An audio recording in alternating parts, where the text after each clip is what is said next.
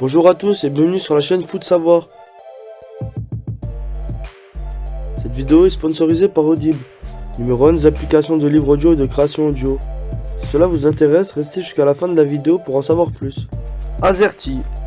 Quel que soit votre ordinateur, il y a de grandes chances que votre clavier commence par ces 6 lettres caractéristiques. En effet, les touches des claviers sont toujours rangées dans un ordre bien précis et déterminé. Mais les normes ne sont pas les mêmes dans tous les pays. C'est ce qui peut parfois poser des soucis de raccourci, notamment pour faire les majuscules avec accent. Le copier-coller pose moins de problèmes, de même que la capture d'écran sur PC.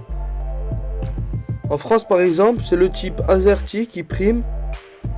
Dans d'autres pays d'Europe ou aux États-Unis, c'est en revanche le QWERTY qui domine, le Q remplaçant le A. Mais d'où vient cette disposition ? Pour le comprendre, il faut remonter l'histoire et revenir à l'ancêtre des ordinateurs, la machine à écrire.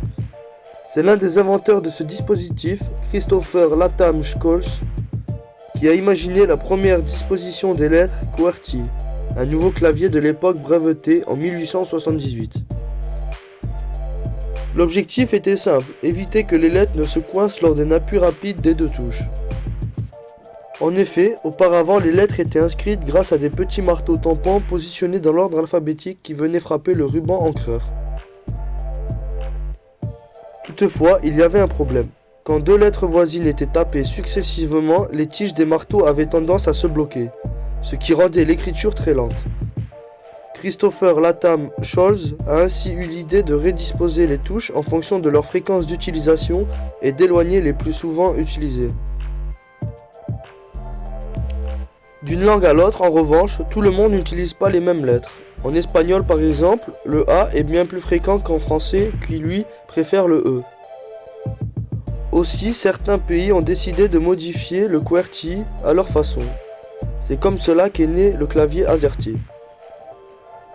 Cette spécificité des pays francophones a été inventée et adoptée au début du XXe siècle. Mais l'AZERTY français n'est pas exactement le même que l'AZERTY belge. Tandis que le QWERTY, lui, est largement répandu dans mes pays anglophones et à travers le monde. On peut également citer le Bepo, un agencement francophone censé optimiser l'ergonomie et faciliter la frappe qui a été présenté en 2019. Comme mentionné précédemment, le clavier s'adapte au langage du pays où il est utilisé. Cela signifie donc qu'il peut y avoir potentiellement autant de claviers différents que de langues dans le monde. C'est pourquoi les claviers ont tous des touches positionnées différemment, certains ont même des touches qui n'existent pas sur le nôtre. Ainsi le tilde espagnol sera rapidement repéré sur tous les claviers des pays isaphonophones, sans parler du haut barré scandinave que l'on pourrait retrouver facilement sur un clavier norvégien par exemple. N'oubliez pas non plus que l'écriture latine n'est pas universelle. Les claviers russes ou japonais par exemple auront respectivement des touches de l'alphabet cyrillique et des kanji spécifiques. Cependant, bien qu'il y ait beaucoup de dispositions des touches de clavier différentes, les logiciels sont créés pour fonctionner avant tout sur le clavier QWERTY.